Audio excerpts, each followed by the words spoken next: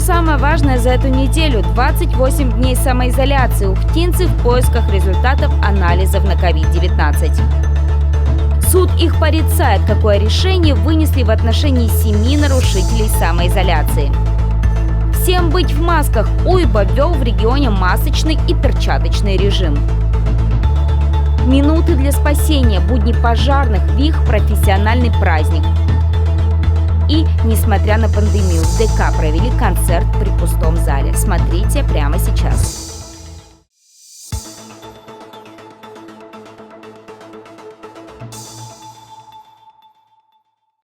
20.02 у нас была свадьба. Свадебное путешествие затянулось. Сообщение с таким текстом пришло в группу ГСП онлайн 27 апреля. Автор Юрий Осипов с женой и ребенком оказались заложниками собственной квартиры и ситуации с пандемией коронавируса. Семья села на самоизоляцию 23 марта после возвращения из Арабских Эмиратов. На 11-й день у них взяли анализы на наличие коронавируса. 6 апреля у ухтинцев закончился 14-дневный срок изоляции. 13 апреля, не дождавшись результатов анализов, муж и жена начали звонить по инстанциям.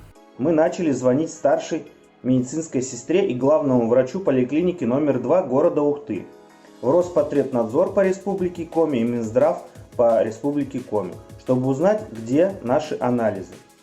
В итоге выяснилось, что никто ничего не знает, помочь не могут. Всем известно, что инкубационный период этой болезни длится 14 дней, но чета Осиповых и их 5-летняя дочь сидят дома уже 5-ю неделю. Вопреки здравому смыслу героев этого сюжета никто не выписывает с больничного. Результаты их анализов неизвестно где и когда будут. А без них справку о том, что Осиповы вполне себе здоровая семья, не дают. 16 апреля у меня и у жены взяли повторно мазок с носоглотки. Старшая медсестра сказала, что тесты сделают быстрее, потому что будут отправлены в Сыктывкар.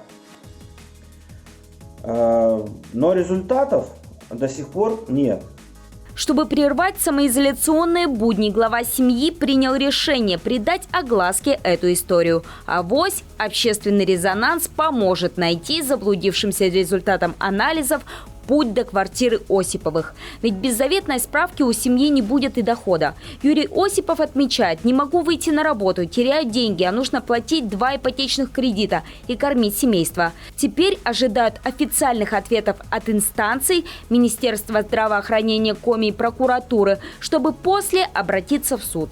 К слову, Осиповы в своей беде не одиноки. 25 апреля пришли результаты анализов ухтинца, просидевшего на домашнем карантине 43 дня. Спустя день после подготовки этого сюжета мы узнали, что Осиповы все же получили свои результаты анализов. Они оказались отрицательными. В сумме, по словам главы семьи, они пробыли на самоизоляции 40 дней.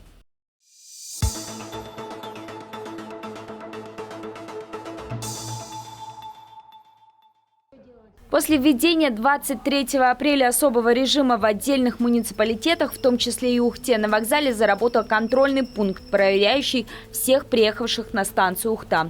Работа построена таким образом: все приехавшие должны войти в палатку, разбитую недалеко от входа в здание вокзала, и заполнить опросник. В числе вопросов цель приезда, информация о самочувствии, а также о посещении других стран и о контактах с заболевшими COVID-19. Перед остановкой всем пассажирам и еще в поезде меряют температуру, так что термометрию на вокзальном пункте не проводят.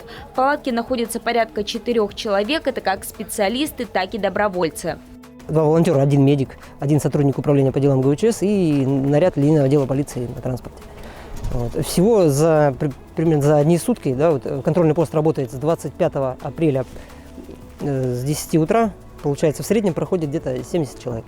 Если пассажир приехал в Ухту на вахту, его работодатель должен организовать ему 2-недельный карантин. Напомним, первоначально введение особого режима на территории 4 муниципалитетов объясняли большим потоком работников, трудящихся вахтовым методом. Всего в Ухте организовано 3 таких пункта пропуска. Помимо ЖД вокзала, такой же установлен на въезде в город и в аэропорту. Напомним, выезжающих с территории муниципалитета не проверяют. Опросник проходят только те, кто приехал в Ухту.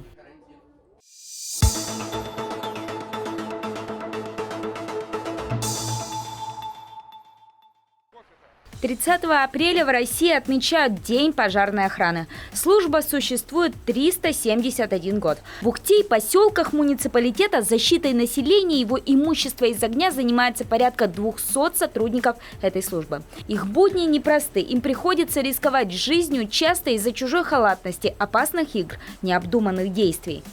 Пожары остаются самой частой и разрушительной техногенной катастрофой. И нашей важнейшей задачей является их предупреждение и повышение эффективности тушения. Благодаря вашему профессионализму ежегодно в Ухтинском и Сосногорском районах ликвидируется более 400 пожаров. Из огня спасаются десятки человеческих жизней. В пожарной части на улице Первомайской сейчас все спокойно. То ли благодаря сознательности горожан, то ли из-за активной работы отдела профилактики. К счастью, нет и погибших в огне на территории муниципалитета. Но расслабляться некогда. Свою службу несут и пожарные, и телефонисты, которые дежурят в центральном пункте пожарной связи круглосуточно. От момента поступления звонка до момента сбора пожарных на вызов проходит всего полминуты. Поступает вызов, мы объявляем машину, согласно расписанию выезда, по которому мы работаем. И непосредственно они отправляются на пожар, и мы уже по радиостанции с ними ведем переговоры. Чтобы не терять хватку, всегда быть готовым, а это самое главное в работе пожарных, сотрудники ежедневно тренируются. Каждая смена проходит с отработкой норматива по газодымозащите или пожарно-прикладному спорту. Во время съемки поздравительного сюжета нам продемонстрировали спасение манекена Яшки со 2-го этажа тренировочной башни. Сегодня у нас норматив номер 4.9. Это приведение в рабочее положение прыжково-спасательного полотна «Каскад-5». Предназначается для спасения людей с верхних этажей здания до 20 метров высотой. Все это непростая формальность. За кадром нам говорят. Постоянные тренировки для того, чтобы успеть в золотые 5 минут. Именно столько есть у пожарных, чтобы спасти из горящего здания не только живого, но и здорового человека. Также не на камеру говорят. Ради этих золотых минут бывает, что приходится поступаться некоторыми правилами. Но спасение человека в этой профессии всегда на первом месте. Я поздравляю всех работников, сотрудников, ветеранов пожарной службы с профессиональным праздником. Примите слова благодарности за ваш труд. Счастья, здоровья вам и вашим близким, успехов во всех начинаниях. Мы присоединяемся к поздравлениям и желаем пожарным в их праздник сухих рукавов, чтобы им не приходилось переживать и за эти 5 минут, и за свое здоровье.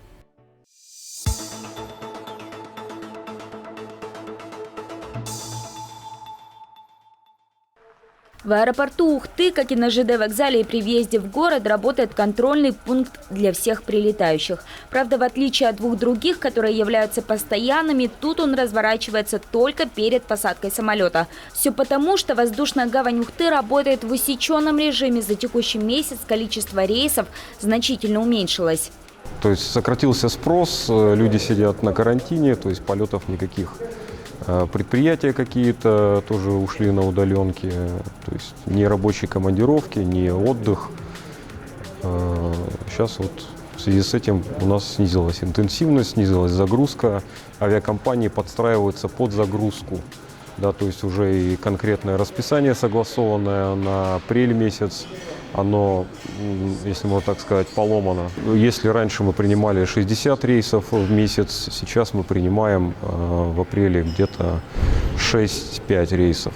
Несмотря на бушующую в мире пандемию коронавируса, как оказалось, самолеты обрабатывают не всегда. Это происходит только в случае, если на борту оказался контактный с носителем вируса человек, в случае, если среди пассажиров были люди с повышенной температурой и по желанию компании-перевозчика.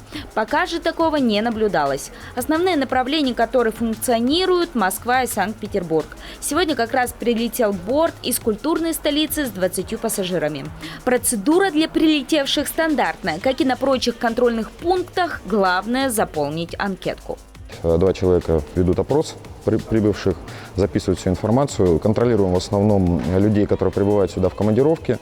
Вахтовым методом прибывают. Все это берется на карандаш, передается в Роспотребнадзор для дальнейшего контроля и сопровождения.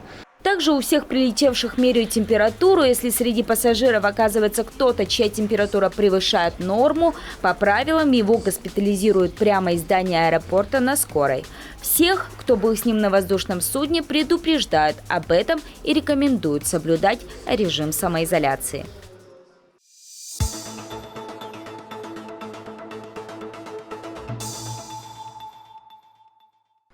Дела в отношении 7 ухтинцев, нарушивших правила режима повышенной готовности, рассмотрели в городском суде. Информацию об этом опубликовали на официальном сайте ведомства.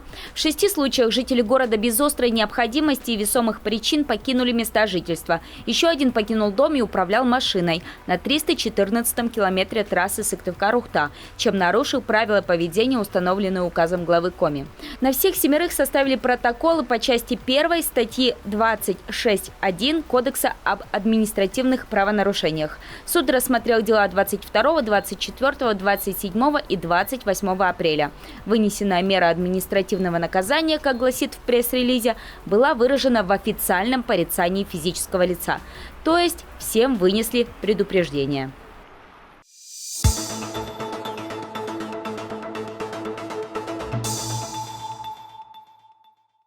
В Республике Коми введен масочный режим. Об этом накануне сообщил в ежедневном видеообращении временно исполняющий обязанности главы Коми Владимир Уйба. Также этот факт зафиксирован в приложении к указу главы от 30 апреля под номером 40. Обязательная норма, и это уже не желание, это обязательное условие, если вы выходите на улицу или вы заходите в общественный транспорт, вы обязательно должны быть в маске. У вас обязательно должно быть дезсредство для обработки рук. Либо перчатки, либо дезсредство. Это требования, за которые действительно будут уже наказывать. И если вы пренебрегаете этим, то вы подвергаете опасности и себя, и окружающих. Обязательная норма, как называет нововведение Владимир Уйба, распространяется на поездки в такси, посещение магазинов и аптек, а также организации бытового обслуживания и любых общественных мест. К слову, в социальной сети в группе под названием «Республика Коми», в информации которой указана официальная страница Республики Коми, инициатива все же названа рекомендациями. Также ни для кого не секрет, что с медицинскими одноразовыми масками конкретно в Ухте есть некоторые проблемы. Так, из 3 аптек, в которые позвонили мы, маски оказались только в одной, да и то только многоразового использования. Также средства личной гигиены можно заказать в приложении еще одной аптеки. Только там маски в комплекте из 50 штук. Стоит такой набор более 1500.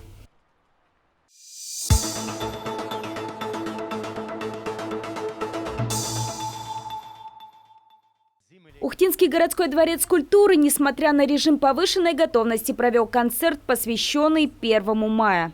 Ежедневно в День весны и труда в Ухте проходили праздничные шествия трудовых коллективов и концерты с массовыми номерами. В этом году коронавирус внес свои коррективы. Концерт, посвященный солидарности трудящихся, провели в формате концерта-репортажа на камеру при пустом зале. Все номера, отобранные для него, были исполнены одним, максимум 2 артистами. Также всех горожан поздравил мэр Ухты. Уважаемые ухтинцы, дорогие друзья!